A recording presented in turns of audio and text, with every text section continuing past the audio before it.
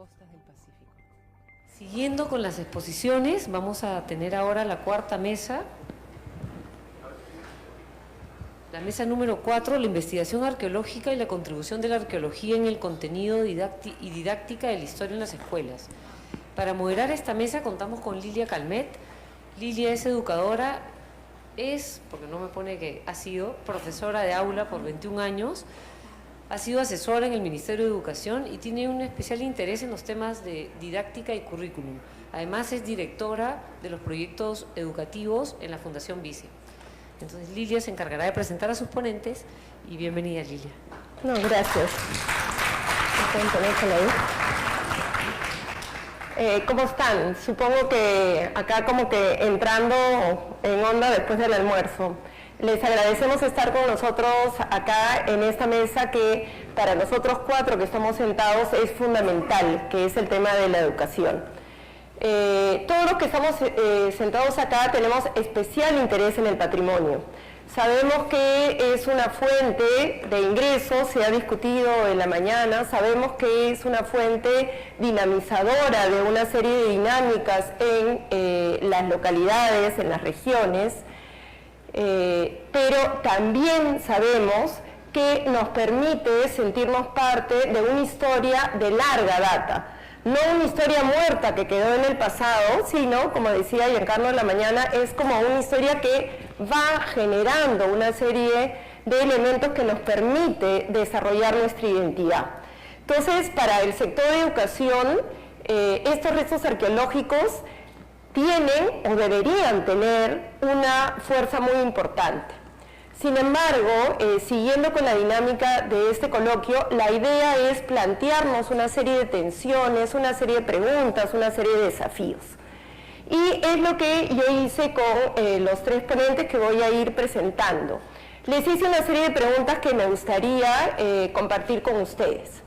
Primero les pregunté cuestiones como si esto es tan importante, ¿por qué no siempre vemos a los niños, las niñas o los adolescentes disfrutando en estos lugares? ¿No? Muchas veces van a estos lugares y los profesores tenemos que estar diciendo, párate, siéntate, cállate, toma nota, ¿no? O sea, no necesariamente son espacios que les causen, digamos, felicidad. ¿Por qué es esto? ¿Qué es lo que del conocimiento de los arqueólogos tiene que llegar a la escuela? ¿No? Lo que algunos educadores llamarían el conocimiento pedagógico del contenido. Es decir, cómo facilitar que ese conocimiento que se genera pueda ser disfrutado, pueda ser internalizado por todos nuestros estudiantes. Un segundo grupo de preguntas tenía que ver con los recursos que teníamos las docentes para trabajar estos temas, ¿no? Todos sabemos que en el Estado se producen libros, pero se producen libros a nivel nacional.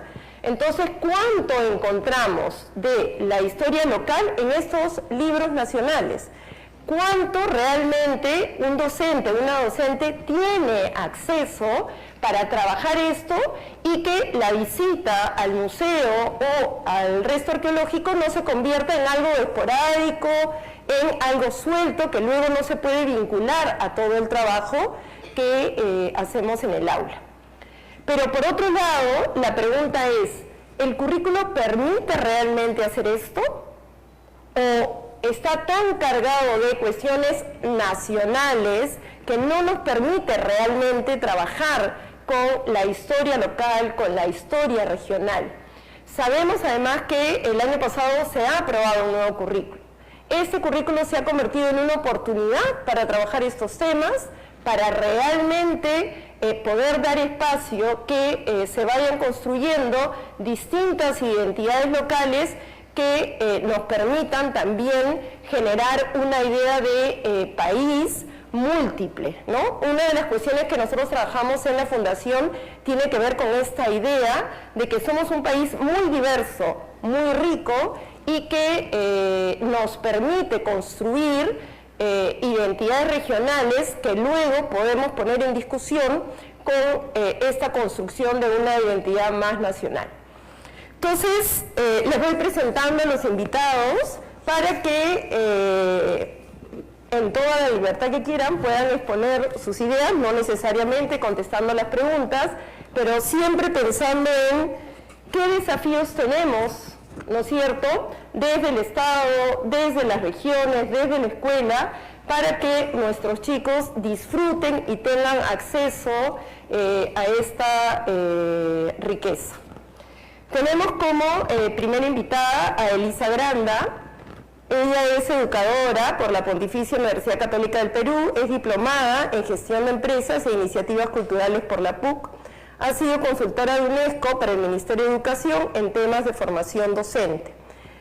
Ha realizado consultorías sobre educación patrimonial para instituciones públicas y privadas. Actualmente es jefa del área de gestión de públicos del Museo Pedro Diosma y muy especialmente me dijo que les comentara que además forma parte de la red Pedagogía de Museos. Entonces los dejo con Elisa. Gracias por estar con nosotros, Elisa. Gracias.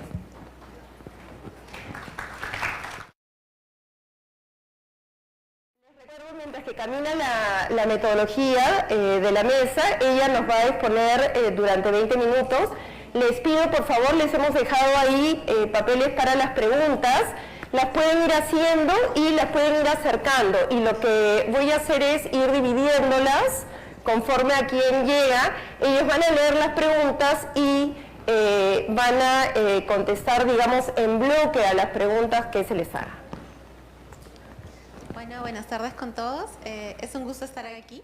Lilia me ha hecho el pedido, bueno, nos ha hecho el pedido de intentar ser lo más dinámicos posible porque es una hora muy difícil, así que ese será el reto además. Como ella les ha contado, yo soy maestra, empecé mi carrera como maestra de aula, ahora trabajo en un museo, digamos soy educadora de museo y he trabajado en varias otras cosas más, como les comentaba Lilia, y en base a ello he hecho una pequeña sistematización de la práctica y de puntos clave que creo que son importantes para trabajar el patrimonio. Lo primero es educación y patrimonio arqueológico. En la ponencia que voy a presentar me estoy centrando en la educación patrimonial trabajando con la escuela. Naturalmente la educación patrimonial tiene que ver también con la comunidad, con diferentes agentes, pero en este caso me centraré en la escuela.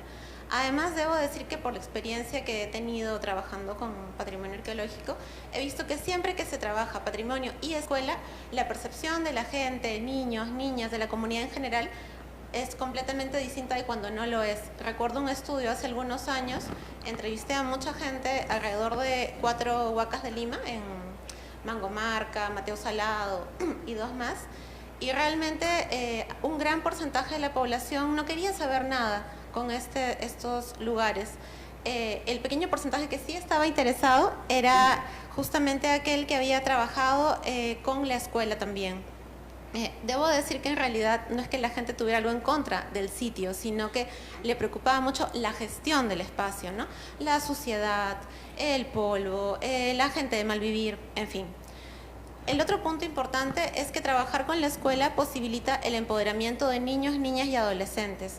Empoderamiento puede ser una palabra un poco trillada de pronto, pero iremos descubriendo por qué, de qué manera trabajar con el patrimonio hace que chicos y chicas se sientan como sujetos participativos, como sujetos creadores de la propia historia.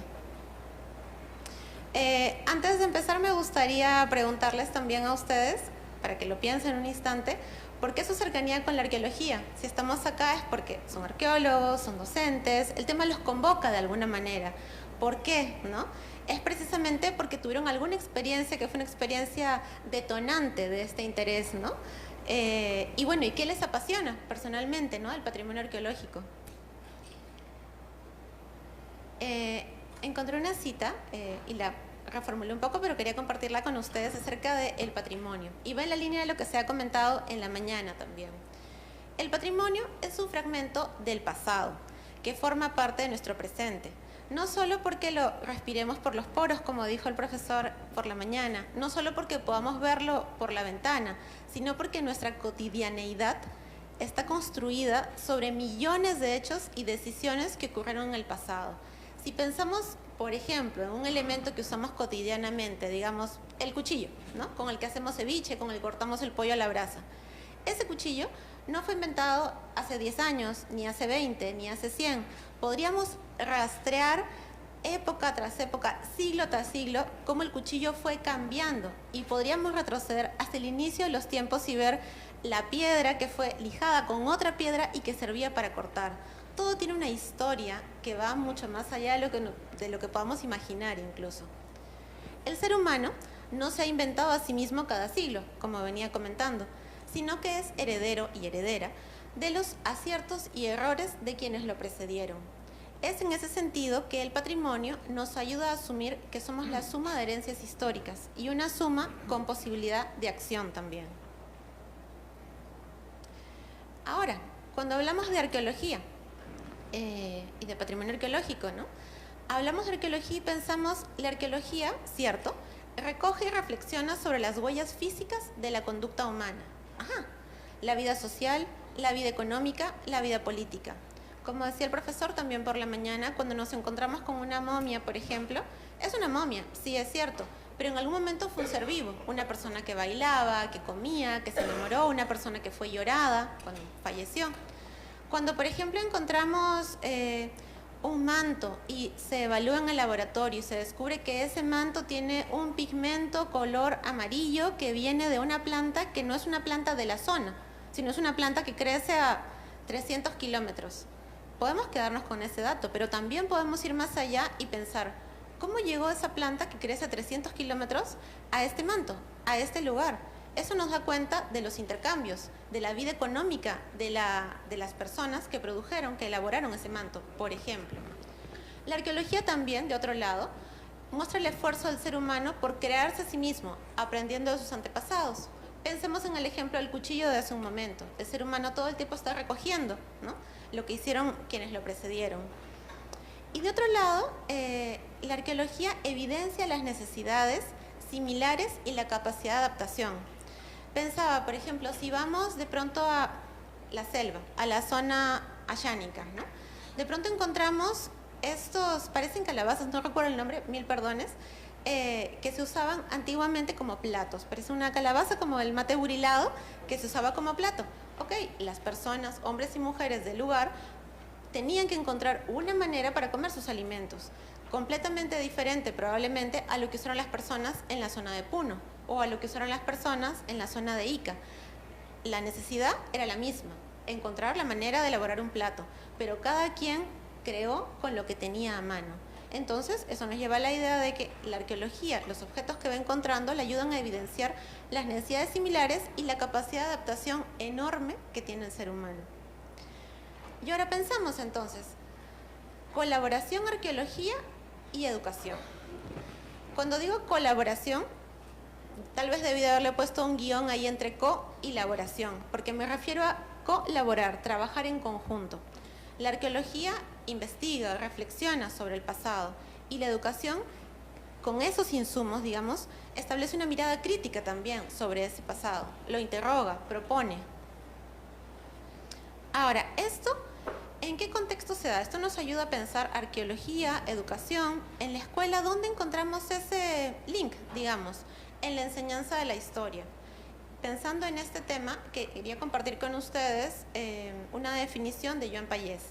Él dice, la enseñanza de la historia no es un fin en sí mismo, es un medio para ubicar al alumnado en su presente y permitirle intervenir en la construcción de su futuro personal y social. ¿Qué quiere decir esto? Que la finalidad, al lado he puesto una imagen de Frato, ¿no?, en el que le está diciendo a un niño que tiene que hacer un resumen, una ficha descriptiva, buscar palabras difíciles, etc. Y a veces pasa eso con la historia cuando la enseñamos en el aula, ¿no? La fecha en la que existió tal cultura, por ejemplo, el estilo de su cerámica, los colores, etc. ¿Pero es esa la finalidad de la enseñanza de la historia? ¿O será más bien que podamos encontrar la humanidad de aquellos seres del pasado, ¿no?, que comían, por qué se peleaban, cuál era su vínculo con la naturaleza, su vínculo con otras culturas, qué los hacía felices, celebraban, tenían música? Pensamos que la finalidad de la historia iría por allí, más bien. Darnos cuenta, además, que seres humanos del pasado, hombres y mujeres, crearon la historia en el día a día, y ese fue un proceso. Y si esos seres humanos del pasado crearon esta historia, nosotros también podríamos hacerla. Y esa sería una idea clave para nuestros estudiantes. Esta idea que les acabo de comentar no está desligada del diseño curricular nacional. Justamente viendo las áreas de personal social y de ciencias sociales en secundaria, vemos que rápidamente frases clave, digamos, es que chicos y chicas valoren su cultura, que asuman su rol como sujetos históricos, que se comprometan y se constituyan agentes de cambio social, que reconozcan los procesos de cambio en el tiempo histórico y su influencia en el presente. Está presente esta idea. ¿Cómo hacemos para hacer que estas ideas lleguen a la escuela, para que lleguen a chicos y chicas, para que no pase, como decía Lilia hace un momento, que van a un sitio arqueológico y no quieren volver nunca más en su vida porque les parece terrible, ¿no? O incluso en la misma escuela, ¿cómo hacemos para dialogar sobre estos temas? Una propuesta, que es justamente la que vengo a traerles ahora, es trabajar a partir de la mediación cultural. Y quería ponerles algunos puntos importantes, quería plantear algunos puntos importantes respecto a este tipo de mediación. Un primer punto sería elegir temas relevantes. ¿Qué interesa a los y las visitantes en su vida real y cotidiana? Como comentaba hace un instante, de pronto nos toca presentar un sitio arqueológico Huari o nos toca trabajar Huari en la escuela. ¿Es necesario trabajar la cronología, el estilo arquitectónico, la cerámica? ¿Sí? ¿No? Y si sí, ¿cómo? Yo apostaría por trabajar desde la vida real y desde la vida cotidiana, lo que te acerca a aquellas personas. Si vamos a hablar de la cerámica, bueno, la cerámica Huari era polícroma, luego no sé, A ver, ¿por qué? ¿Por qué la cerámica Huari era así? ¿Qué nos evidencia de los materiales, de las cosas con las que las personas se manchaban las manos, de las plantas que tenían que recolectar, de la arcilla del color que la usaban? Hablar sobre lo cotidiano ayuda a que nos identifiquemos con esas otras personas. ¿Hay temas imposibles? Vendría a ser otra pregunta. A veces pasa que uno va a un sitio arqueológico y hablan sobre, de pronto, fase 1, fase 2, fase 3 de una determinada cultura. ¿Eso es importante? No es importante. Tal vez para un arqueólogo o una arqueóloga, solo enunciar esa frase, fase 1 de tal cultura, le brinda un montón de información. Pero para un estudiante o una estudiante, eso no es significativo. Hay que encontrar la manera de decir, mira, es fase 1 porque en esta época estaban creciendo, la cultura recién estaba empezando. Es fase 2 porque fueron conquistados por tales personas. ¿Qué significa que fueron conquistados? A veces uno lee en el libro de historia como una línea, ¿no? Tal cultura conquistó otra y sigue la narración. Pero detengámonos en esa palabra. Hoy en día, ¿qué significa que un grupo humano conquiste a otro? Démosle sonido, démosle emoción a esa frase para que los estudiantes puedan acercarse a esos temas. Otro punto es que tema no es lo mismo que dato. A veces se dice, no, yo trabajé con los chicos y chicas el tema de la cerámica. Claro, enuncié los estilos de cerámica, que el asa estribo, que la cerámica polícroma, monócroma, pero ese no es un tema, eso es dar datos, no es adentrarse en la complejidad que hizo que determinado grupo humano hiciera una cerámica de una manera o de otra. Otro punto importante es el diálogo. Muchas veces hablamos de la narración de la historia y nos fascinan los docentes que realmente cuentan la historia como si fuera un cuento. Y es hermoso, no digo que no lo sea, pero démosle lugar también a la interrogación de la historia. ¿Por qué pasó lo que pasó? ¿Qué consecuencias sufrieron las personas en determinada época a raíz de determinado acontecimiento? Y hablando de esto, apostaría por interrogar objetos. Les cuento algo. Vamos 12 minutos. Me apuro. En el museo donde yo trabajo, en el Pedro de Osma, tenemos un quero, el quero Incari Collari. Yo toda mi vida había visto queros de ceramios, de barro, y de pronto este quero resulta que era de madera. Y yo me quedé muy impresionada, un quero de madera. Y no solo me quedé impresionada porque era la primera vez que veía un quero de madera, sino porque me puse a pensar que precisamente la sierra no está llena de árboles como la selva. Entonces, ¿eso qué quería decir? Que hubo un gran intercambio y que además se han encontrado pocos queros de madera, tal vez porque la madera no es un material tan perdurable, se han podrido, pero es muy probable que hayan existido pocos queros de madera, porque la madera era un elemento complicado de conseguir. La selva estaba muy lejos, no había carreteras, no era algo de un par de horas. Entonces, interrogar un objeto, pensar en de qué está hecho, cómo se ve, cómo se siente al tacto, abre muchas posibilidades. Puede detonar procesos de aprendizaje, puede generar un conflicto cognitivo. De pronto, en el colegio muchas veces nos enseñan que las culturas eran compartimentos estancos, ¿no? Cada una en un lugar del territorio. Y si uno piensa eso y de pronto se da cuenta que el quero era de madera y la madera venía de la selva, tienes como un calambre cerebral, te das cuenta que las cosas son diferentes, ¿no? Otro punto importante, evidenciar procesos de cambio, ¿no? La idea de cambio y continuidad en el devenir histórico, como dicen Payés y Santisteban. Si vamos a trabajar con niños pequeños o incluso con adolescentes, me arriesgaría a decir, y queremos ver cómo ha cambiado la historia del Perú antiguo en determinados momentos, podemos tomar un elemento, podemos ver, por ejemplo, cómo cambió la vestimenta, cómo cambió la cerámica, y podemos ponernos a pensar si el cambio sucedió repentinamente o más bien que hay un proceso detrás. Porque muchas veces la historia del Perú antiguo, la historia en general, está enseñada como que alguien un día se levantó, tuvo una idea y todo cambió. Y sabemos que la realidad no es así. Me apuro. Otros puntos importantes. Es necesario responder a las necesidades e intereses del grupo humano. Esto parece una verdad de perogrullo, pero la verdad es súper importante. El tipo de actividad, el tiempo, el vocabulario. Muchas veces niños, niñas, adolescentes se quejan que llegan a un sitio arqueológico y empiezan a escuchar términos que no tienen nada que ver con ellos, que no logran entender. Términos extraños sin explicación que genera que uno se aburra, se desconecte. Y como decía un autor, el sitio arqueológico pasa de tener un poder evocador a tener un poder aburridor, porque simplemente no lo entiendes y no quieres saber nada con él. Otro punto es involucrar el cuerpo, los diferentes sentidos. Al parecer, cuando entramos a un museo, a un sitio arqueológico, incluso a la escuela, lamentablemente, parece que entramos solo la cabeza con patitas.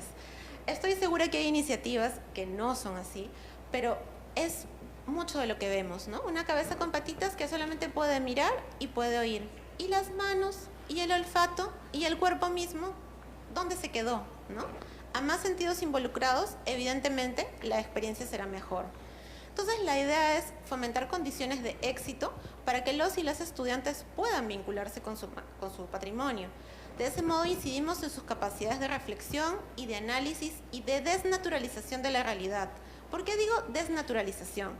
Porque muchas veces, sobre todo cuando somos adultos, vamos por la vida dando las cosas por sentadas.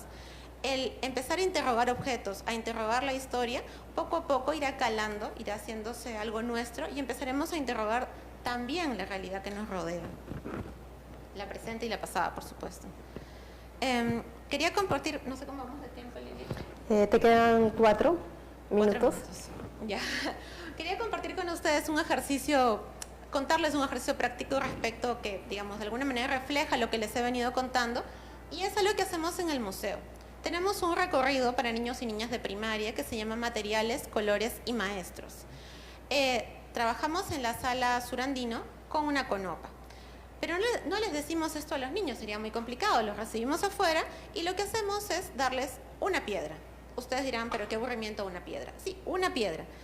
Le damos la piedra a los niños y le pedimos que sientan la piedra un momento. Los niños al comienzo se mueren de la risa porque es como, es una piedra, pero muchos niños ya no juegan en el jardín, no van al parque, están en otras cosas. Entonces, al cabo de unos segundos, tocan la piedra y la consigna es sí, tócala, pesa mucho, es suave, pásatela por la carita, ¿no? Entonces, tienen un contacto con este material. Ok, dan ideas de qué es lo que han percibido. Luego de ello les preguntamos si es que recuerdan de algún sitio arqueológico, alguna pieza que ellos conozcan del antiguo Perú hecha de piedras. Machu Picchu, se acuerda la mayoría. Ok, ¿dónde está Machu Picchu? Sí, en Cusco, el Surandino. Pensamos entonces, les preguntamos de dónde vendrá la piedra. Ahí algunos se quedan un poco confundidos porque no saben, algunos dicen el mar, el río, pero luego piensan que acaban de mencionar Cusco. Se quedan un poquito en el área y decimos, bueno, no se preocupen, vamos a hablar de eso más adelante. El punto es, les pedimos que entren a la sala y que se fijen en una pieza que ha sido hecha con una piedra y que piensan en cómo puede haber sido hecha. Entran a la sala corriendo y al cabo de 1 minuto todos descubrieron las conopas. Aquí están.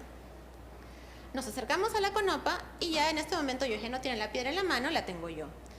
Y les preguntamos cómo en el pasado habrá sido el proceso para que esa piedra que tengo en la mano, una piedra muy similar a ella, se haya convertido en una conopa. Y en ese momento se quedan sorprendidos. Algunos siempre quieren decir como, con un taladro, y luego se corrigen entre ellos y recuerdan que en el pasado no existían taladros, no había electricidad. Entonces se quedan sorprendidos y empiezan a dar ideas con una lija, no falta quien te diga con otra piedra. Bueno, sí, con otra piedra. ¿Y cuánto tiempo habrá tomado hacer esta conopa? La miran, vemos los detalles, ¿no? Ahí empezamos a describirla, que tiene orejas, que tiene una pequeña colita, que se le ve el hocico. Conforme lo observan más, se dan cuenta lo complicado que puede haber sido hacer esta conopa con otra piedra sin tener un taladro o algo parecido. Dialogamos sobre eso un momento. ¿Y por qué lo hacemos? Porque nos interesa que chicos y chicas puedan percibir que en el pasado, los seres humanos del pasado, tenían tecnología también. Tenían que resolver los dilemas de su vida cotidiana con los elementos que la naturaleza les iba dando. Tenían ansias de belleza, como hay hoy en día, porque esta conopa es una conopa hermosa. Tenían ansias de perfección, probablemente también, porque está perfectamente diseñada. Pensamos en la cantidad de veces que se habrán equivocado, que lijando una piedra con otra, se habrán volado una oreja, el hocico, en fin. Luego de ello hablamos de por qué han hecho este animal, por qué no han hecho un pescado, por qué no han hecho un árbol. Y hablamos acerca del medio ambiente que rodeaba a estos seres humanos del pasado, que veían muchos de estos animales, muchas alpacas en el pasado, y pensamos en por qué era importante para ellos, otra vez intentando meternos en los zapatos de esas personas. Hablamos de que era importante porque comían su carne, porque usaban su lana, porque les servía para transportar cosas. Entonces, lo que hacemos en esos momentos es hacer un pequeño viaje al pasado a través de una cuestión muy concreta que ayuda a que chicos y chicas se pongan en el lugar de los hombres de antes. Ya no me da la vida para hacer otros ejemplos, pero voy a cerrar, Lilia, con las ideas clave acerca de la mediación cultural. ¿Qué implica la mediación cultural? Unir saberes arqueológicos y pedagógicos. Necesitamos siempre unos de otros. Nosotros, ni los educadores ni los arqueólogos, podemos saberlo todo. Necesitamos trabajar en conjunto. La mediación cultural implica dotar de humanidad al pasado. El sitio arqueológico o el museo de sitio habla de personas con necesidades y emociones similares a las nuestras. ¿Cómo las resolvieron ellos? ¿Cómo las resolvemos nosotros hoy en día? ¿Qué de esa inventiva ha quedado con nosotros? Visibilizar que la historia es un proceso hecho por seres humanos. Somos fruto de ese proceso y tenemos capacidad de intervenir en él. Y finalmente, interrogar la realidad y generar conflicto cognitivo. Esa actitud se cultiva y con suerte se disemina. Muchas gracias. Gracias, Elisa.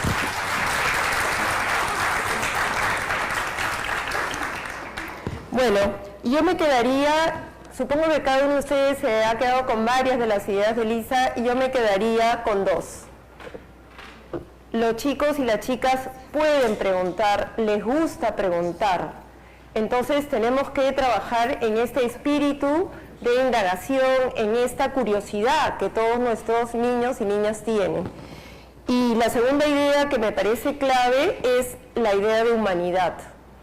Las personas no nos identificamos con cosas, nos identificamos como personas. Entonces, esta idea de que ya en la mañana se ha mencionado, ¿no? Tenemos que rescatar a las personas que están detrás de todas aquellas cosas hermosas que encontramos en nuestro patrimonio. Para seguir con nuestra